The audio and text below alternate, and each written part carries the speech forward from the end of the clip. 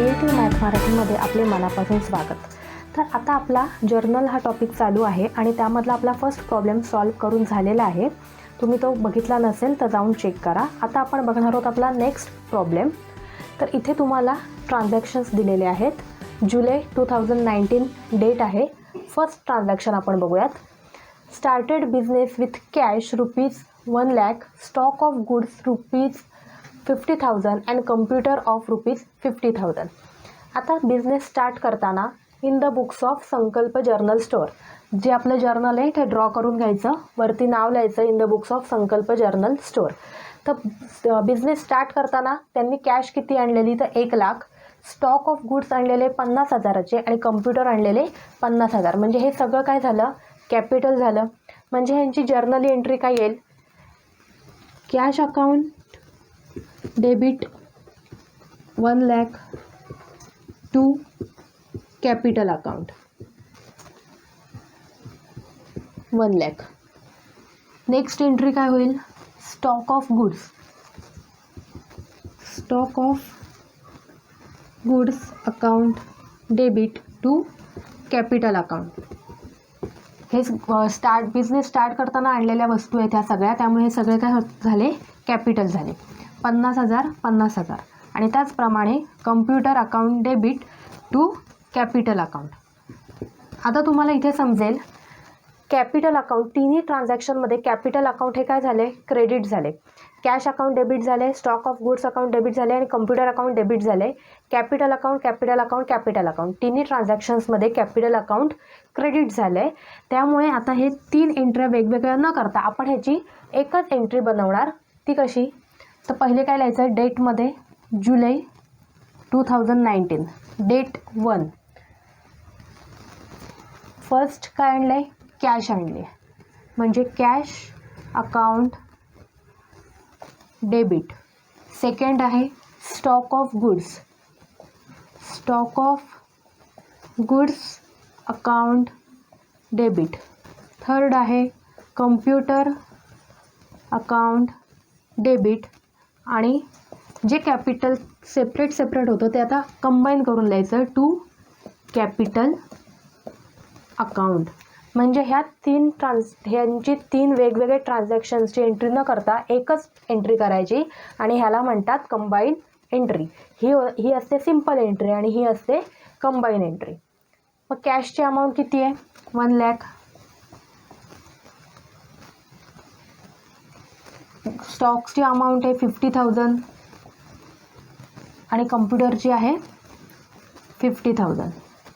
म्हणजे total capital किती, म्हणजे कॅपिटलच्या क्रेडिटला किती येईल, 1 लाख, 50,000 म्हणजे झाले हे किती, 2 लाख. ओके. आणि खाली नरेशन येईल, बिंग बिझनेस स्टार्टेड बिझनेस. ही जी ओळ असते ना तीच लिहायची, फक्त ह्यांच्यामध्ये ज्या अमाऊंट्स ज्या असतात त्या वगळायचं आणि बाकीचं being started business with cash, stock of goods and computer. हे असे पुढे काय येईल, त्याचं ट्रान्झॅक्शन येईल, बिंग बिझनेस स्टार्टेड. ओके. हे काय झालं, नरेशन. नेक्स्ट एंट्री आहे 4 तारखेला. Purchase goods from Kareena on credit ₹10,000 at 5% trade discount. तर गुड्स काय केलेत, परचेस केलेत कोणाकडून, करीनाकडून. ऑन क्रेडिट केलेत, ऑन कॅश नाही केलेत, तर काय केलेत, क्रेडिट केलेत. म्हणजे 2 ॲस्पेक्ट होतील इथे, परचेस अकाउंट आणि करीना अकाउंट. रुपीज किती आहेत, 10,000 ॲट 5% ट्रेड डिस्काउंट. इथे काय दिलं आहे, ट्रेड डिस्काउंट दिलं आहे. एंट्री काय येईल, परचेसची एंट्री म्हणजे परचेस हा आपला एक्सपेन्स आहे. एक्सपेन्स काय होतात, डेबिट होतात, नॉमिनल रूल. म्हणजे purchase account debit to Kareena account. On credit केलं म्हणजे इथे करीना अकाउंट काय, पर्सनल अकाउंट आहे. Debit the receiver, credit the giver. Okay. म्हणजे आणि अमाऊंट किती आहे, 10,000. अमाऊंट आहे 10,000, पण ते काय आहे, ट्रेड डिस्काउंटने दिले. 5% काय केलं आहे, ट्रेड डिस्काउंट. 5% म्हणजे 5 / 100. म्हणजे ट्रेड डिस्काउंट किती येईल, 2 शून्य कॅन्सल झाले, 500 आला ट्रेड डिस्काउंट. तर आपण थेअरी पार्टमध्ये बघितलं होतं आधीच्या व्हिडिओमध्ये की अकाउंट्समध्ये जो ट्रेड डिस्काउंट असतो तो रेकॉर्डेड केला जात नाही, फक्त कॅश डिस्काउंट. डिस्काउंट कोणते असतात, एक असतो ट्रेड डिस्काउंट आणि दुसरा असतो कॅश डिस्काउंट. तर ट्रेड डिस्काउंट जो असतो तो अकाउंटमध्ये नॉट रेकॉर्डेड केला जात नाही, नॉट रेकॉर्डेड. फक्त कॅश डिस्काउंटच रेकॉर्डेड केला जातो. म्हणजे हा जो 500 रुपयाचा ट्रेड डिस्काउंट आहे तो आपण ह्या ट्रान्झॅक्शनमध्ये रेकॉर्ड करणार नाही. मग आपली जी अमाऊंट किती होती 10,000ची, 10,000मधून जो ट्रेड डिस्काउंट होता 500 तो मायनस झाला. म्हणजे आपले जे परचेसची अमाऊंट किती आली 9,500. म्हणजे परचेस अकाउंटला इथे येईल 9,500 आणि करीनाच्या क्रेडिटला येईल 9,500. ओके. आणि त्याच्या खाली काय येईल, त्याचं नरेशन येईल, being purchase goods from Kareena on credit, being purchase goods on from Kareena on credit at 5% trade discount. हे काय येईल त्याच्या खाली नरेशन. नेक्स्ट एंट्री आपण बघूयात. नेक्स्ट ट्रान्झॅक्शन आहे 10 तारखेला. Sold goods to Priyanka ₹20,000 at 10% trade discount. आता इथे काय केले, गुड्स जे आहेत ते सोल्ड केलेत प्रियंकाला ऑन 10% ट्रेड डिस्काउंट. ओके. म्हणजे एंट्री काय येईल, सेल केल्या म्हणजे सेल्स काय झाला आपला, इन्कम आहे, सेल्स आपला इन्कम आहे. म्हणजे एंट्री येईल प्रियंका अकाउंट डेबिट टू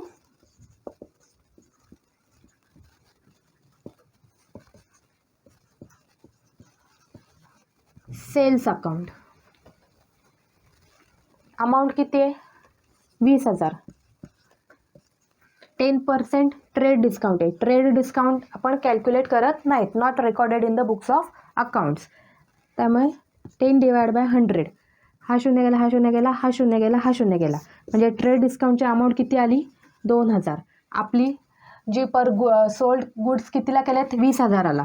म्हणजे 20,000मधून 2,000 मायनस केले, अमाऊंट किती येईल 18,000. म्हणजे डेबिटला किती येतील 18,000 आणि क्रेडिटला येतील 18,000. ओके. आणि ह्याच्या खाली त्याचं narration,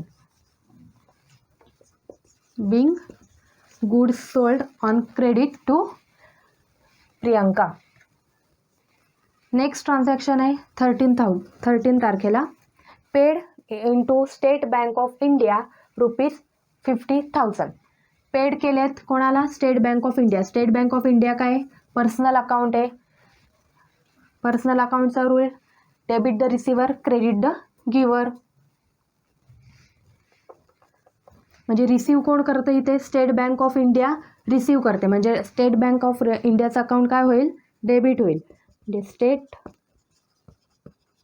bank of India account debit to, paid काय केले, कॅश पेड केले म्हणून to cash account.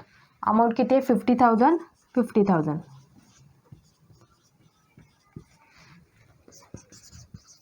Bing narration, being paid, जे पुढचं ट्रान्झॅक्शन आहे ते paid into State Bank of India. Next आहे 15 तारखेला. Goods worth ₹2,000 lost by theft. Goods होते त्यांचा काय झालं आहे लॉस्ट बाय थेफ्ट, म्हणजे लॉस झाला आहे. 2,000चे जे गुड्स होते ते काय झालेत, लॉस झालं आहे. तर आपण मागच्या व्हिडिओमध्ये ट्रान्झॅक्शन बघितलेले, जेव्हा लॉस बाय फायर होतं किंवा लॉस बाय थेफ्ट होतं त्या ट्रान्झॅक्शन्स काय होतं, loss by theft account debit. कुठल्या कारणामुळे लॉस झाला आहे त्याचं अकाउंट काय होतं, डेबिट होतं. आता इथे लॉस बाय थेफ्ट आहे म्हणून loss by theft account debit. Loss by fire असतं तर काय आलं असतं, loss by fire account debit. कुठल्या कारणाने अकाउंट आपलं लॉस होतं आहे त्याचं अकाउंट डेबिट करायचं, loss by theft account debit to goods lost account किंवा purchase account. Goods lost account लिहिलं तरी चालतं किंवा परचेस अकाउंट लिहिलं तरी पण चालतं. आणि अमाऊंट किती आहे 2,000. खाली नरेशन येईल Bing goods lost by theft. हे काय त्याचं खाली नरेशन. नेक्स्ट ट्रान्झॅक्शन आहे 18 तारखेला. Paid for rent ₹4,000. रेंट काय केलं आहे, पेड केलं आहे. 4,000चा रेंट पेड केला आहे. रेंट आपला काय आहे, एक्सपेन्स आहे, म्हणजे नॉमिनल रूल्स येईल, नॉमिनल अकाउंट येते. मग एक्सपेन्सेस अँड लॉसेस काय होतात, डेबिट होतात. म्हणजे रेंट अकाउंट काय होईल, debit. Rent account debit to cash account. Paid केल्या म्हणजे काय केले, कॅश पेड केले, कॅश आपण दिले. कॅश रिअल अकाउंट आहे, रिअल अकाउंटचा फॉर्म्युला. आणि नरेशन केल being rent paid amount 4,000. Okay. Next transaction आहे 20. Date received cash from of ₹17,500 from Priyanka in full settlement of her account. Cash काय केले, रिसीव्ह केले कॅश किती, 17,500 from Priyanka in full settlement of her account. तिचं जे account होतं ते काय झालं, फुल सेटलमेंट झाले तिच्या अकाउंटची. कॅश रिसीव्ह केले. रिसीव्ह केले म्हणजे कॅश रिसीव्ह केले म्हणजे रिअल अकाउंटचा रूल येईल. जे आपण रिसीव्ह करतो ते काय होतं, डेबिट होतं. म्हणजे कॅश काय होईल, कॅश अकाउंट डेबिट. किती अमाऊंट रिसीव्ह केले, 17,500. ओके. आता आपलं जे आधीचं ट्रान्झॅक्शन होतं 10 तारखेचं ते काय होतं, सोल्ड गुड्स टू प्रियंका. प्रियंकाला गुड्स सोल्ड केलेले 20,000चे ऑन 10% ट्रेड डिस्काउंट. म्हणजे 18,000चेच टोटल पेड केलेले. आपली जी एंट्री आहे, Priyanka account debit to sales account किती आहे, 18,000. ते आपले काय होते, क्रेडिट सेल्स होते. म्हणजे प्रियंका आपली डेटर होती, आपल्याला तिच्याकडून पैसे येणार होते. पण तिने आत्ता आपल्याला किती पैसे दिलेत, फक्त 17,500 दिलेत. आपण किती रिसीव्ह केले प्रियंकाकडून, 17,500. पण पुढे काय दिलं आहे की तिचं जे अकाउंट होतं ते फुल सेटलमेंट केले. म्हणजे तिच्याकडून आपल्याला पैसे आलेत. प्रियंका हे काय झालं, पर्सनल अकाउंट झालं. Debit the receiver, credit the giver. इथे ह्या ट्रान्झॅक्शनमध्ये गिव्हर कोण आहे, प्रियंका गिव्हर आहे. तिच्याकडून आपल्याला पैसे आलेत म्हणजे तिचं अकाउंट क्रेडिट होणार आहे. प्रियंका अकाउंट क्रेडिट किती आहे, 18,000. तिचं अकाउंट फुल सेटलमेंट झाले. म्हणजे 17,500 होते आणि तिने 18,000 होते. ह्याच्यातला डिफरन्स किती आहे, 500 डिफरन्स आहे. आणि तिचं अकाउंट आपण काय केलं, तिच्या अकाउंटचं फुल सेटलमेंट झाले. म्हणजे ₹500 आपण काय केला, प्रियंकाला डिस्काउंट दिला. म्हणून काय येईल इथे, डिस्काउंट अलाव डेबिट किती, 500. म्हणजे अकाउंट आपलं टॅली झालं, 17,500 अधिक 500 18,000. Debit is equal to credit. Account तिचं काय झालं, सेटल झालं. ओके. आणि खाली येईल being receive cash from Priyanka in her full and discount allow. हे काय येईल खाली, नरेशन. आणि आपली लास्ट ट्रान्झॅक्शन आहे 25th. Paid for stationery purchase ₹8,000. Stationery काय केले, परचेस केले. परचेस केले म्हणजे आपलं काय झालं, हा एक्सपेन्स झाला. म्हणजे स्टेशनरी अकाउंट काय होईल, stationery account debit to cash 8,000. Okay. आपले सगळे ट्रान्झॅक्शन झालेत. खाली येईल टोटल. जी पूर्ण ट्रान्झॅक्शनची डेबिटची आणि क्रेडिटची जी काही टोटल आहे ती इथे येईल. ओके.